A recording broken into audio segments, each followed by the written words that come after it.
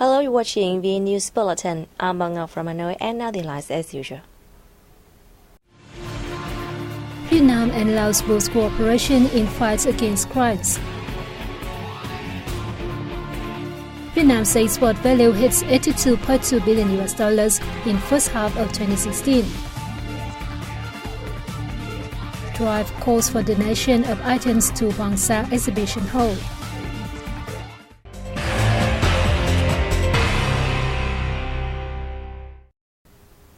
Young people of Vietnam and Laos discuss how to carry forward their role in promoting friendship, special solidarity, and comprehensive cooperation between two countries as part of an exchange program which opened in the Lao province of Savannakhet on July 6.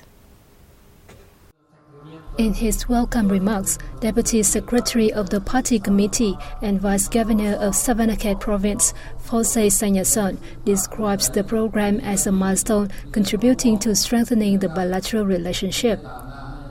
Meanwhile, Deputy Secretary of the Lao People's Revolutionary Youth Union Central Committee, Khamphar Phimason, said the Friendship Exchange Program is an important activity, showing the fighting alliance as well as the friendly tradition, special solidarity, and comprehensive cooperation between the two nations.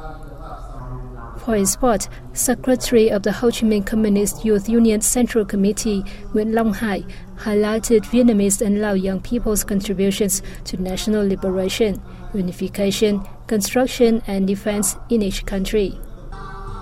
The Vietnamese Youth Union is aware of the need to double efforts to elevate the relations across fields, he stressed, listing a galaxy of collaboration activities conducted by the two youth unions.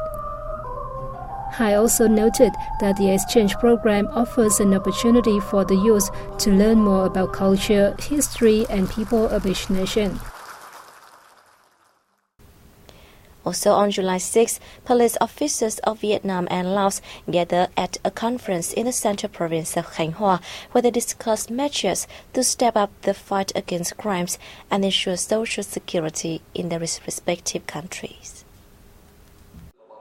Opening the event, Lieutenant General Phan Văn Vĩnh, Chief of the General Police Department under the Ministry of Public Security, said that over the past years, the regional and global security, political situation, and social order have developed complicatedly. Besides, transborder and organized crimes such as terrorism, drug and human trafficking have directly affected the socio-economic development, as well as national security and social safety and order in both Laos and Vietnam. During the conference, the two sides reviewed their current cooperation and outcomes as well as their experience in the work. They pointed out both successes and shortcomings, difficulties and obstacles in their partnership so far. Both sides agreed on a number of policies and measures, as well as specific targets to further enhance their affiliation efficiency in the future. They will strengthen the exchange of information in investigations relating to drug and human trafficking, terrorism, the environment, smuggling, and the hunt for wanted criminals, thus contributing to safeguarding the social order and safety in both countries. A number of activities will be held on the sidelines of the three-day conference. A delegation from the Japanese embassy in Vietnam, led by Ambassador Hiroshi Fukada, had a working session with the People's Committee of Vĩnh Phúc Province on July 6, focusing on investment and business activities of Japanese companies in the locality. At the session, provincial leaders briefed the Japanese diplomats about Vĩnh Phúc socio-economic development situation, potentials and advantages, especially in terms of geographical location and business climate. They urged Japanese enterprises to make recommendations to help the province remove obstacles and improve its business environment, and called for more high-tech projects. Ambassador Hiroshi Fukada said Japan-Vietnam cooperative relations have been expanded in all fields. He also noted that Vĩnh Phúc is an attractive destination for foreign investors, including those from Japan. By the end of June, Japanese companies has invested $786 million in 26 projects in Vĩnh Phúc province. ranking third among foreign investors.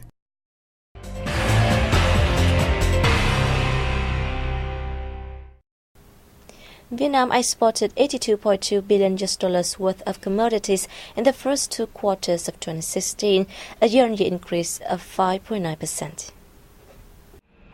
The Ministry of Industry and Trade reported the group of processing industries was not listed among sectors with impressive export growth. Meanwhile, the group of mining industries posted a tumble due to the rapid exhaustion of natural resources and the falling price of crude oil. Economic experts said this is a negative side for the national economy, as these are key contributors to economic growth. The ministry said Vietnam had 70 types of goods reaching export value of at least $1 billion in the period, with the agroforestry agriculture sector having 5 out of its 9 products named in the list. Vietnam's export is likely to have stronger growth in the remaining months of the year, as textiles and footwear manufacturers are speeding up their production for such orders. Processing industries also hope to recover their growth in the period. Vietnam is set to rake in $180 billion from exporting commodities in the whole year, up 10% compared to 2015. Vietnamese garment producers have faced a decline in orders and export values in the first half of 2016, causing a worry that the goal of exporting $31 billion worth of garment products cannot be achieved. Big firms like Bulletin, Garment No. 10, and even member companies of the state-owned Vietnam National Textile and Garment Group are no exception.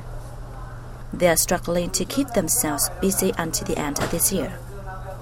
Experts say several trade deals, including the Trans-Pacific Partnership and the Vietnam-EU Free Trade Agreement, have not yet come into effect, so that Vietnam's garment customers couldn't benefit from any preferential tax regime from those agreements, and importers tend to turn to other foreign manufacturers with more tariff advantages. Many traditional customers of Vietnam have shifted their orders to Myanmar, Laos, and Cambodia, as these countries enjoy reduced import duties from the United States and the EU, the 2 largest buyers of Vietnamese garments. Statistics by the Ministry of Industry and Trade show that the textile and garment industry earned about $8.6 billion from exports during the first 5 months of 2016, an increase of 6.1% from the same period last year.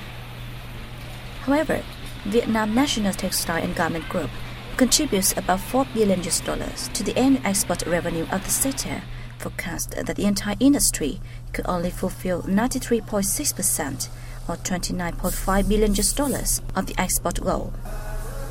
Experts recommend that apparel producers can boost orders and make the most of the FTAs by focusing on improving productivity and strictly following the PAC's rules of origin.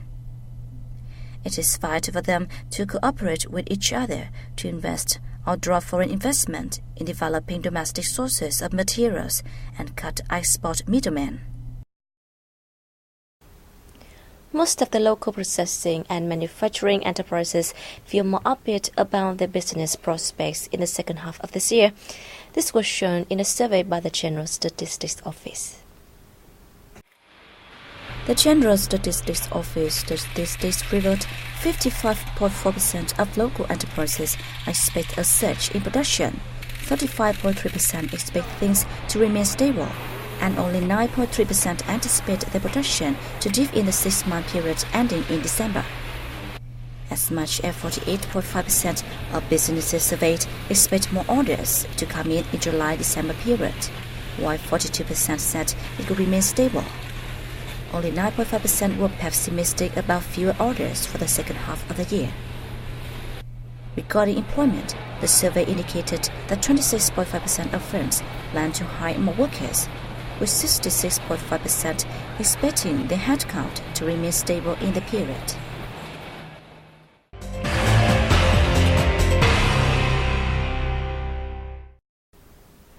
A drive has been launched to call on individuals and units, both at home and abroad, to donate objects and documents related to Hoàng Sa Archipelago for display at the Hoàng Sa Exhibition Hall, located in the center city of Da Nang. At the launch ceremony, many valuable items were donated to the exhibition.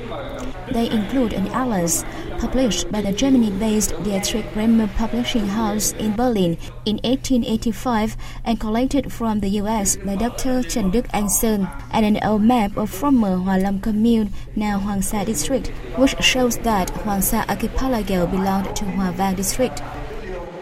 I hope that all Vietnamese people at home and abroad, as well as foreign friends, will respond to the appeal and contribute to the collection by donating items and documents that affirm Vietnam's sovereignty over Hoàng Sa and Trường Sa archipelagos. At the event, Nguyễn Thị Lựa and her son, Nguyễn Hoàng Sa, from the Mekong Delta city of Cần Thơ, presented the Hoàng Sa exhibition hall with keepsakes of her husband, martyr Nguyễn Thành Trọng, who laid down his life on 19 January 1974 while protecting the archipelago. I handed over my husband's keepsakes to the museum to reaffirm Vietnam's sovereignty over Hoàng Sa. The drive will last until January 19, 2017. Items required include photos, documents and bibliographies issued by Vietnam or other countries which prove Vietnam's sovereignty over the archipelago. In addition, any items which show daily activities of Vietnamese people on the islands over the historical periods will be gratefully received. The beauty of Vietnam from the coastal region to the highlands is portrayed in photos displayed at an exhibition in Hanoi.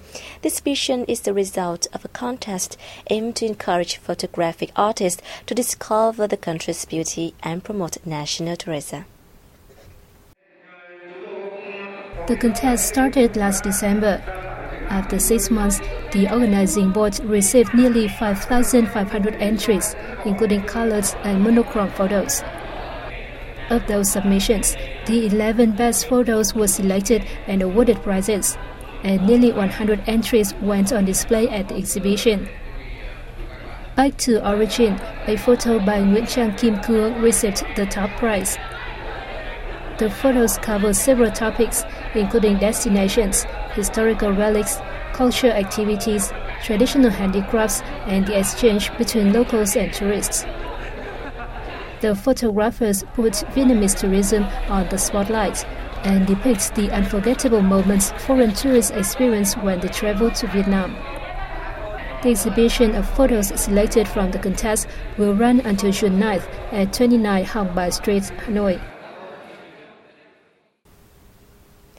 The Vietnamese film Cuộc đời của Yến, Yến Life, has won the Grand Festival Prize at the World Premiers Film Festival in the Philippines.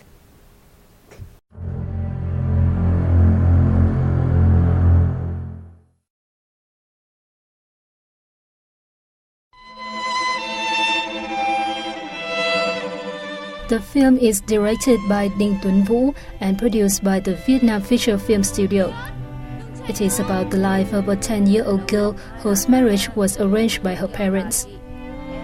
Last year, the film won 5 prizes: the Silver Lotus Award, Best Actress in a Leading Role, Best Music Score, Best Cinematography, and Best Production Design at the 19th Vietnam Film Festival.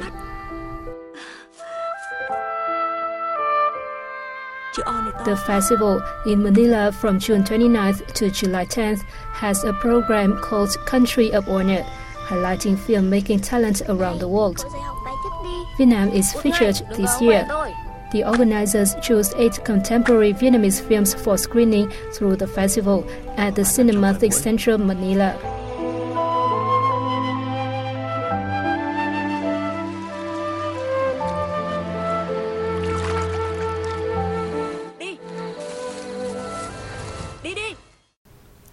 And that has wrapped up our news bulletin. Thanks for watching and see you next time.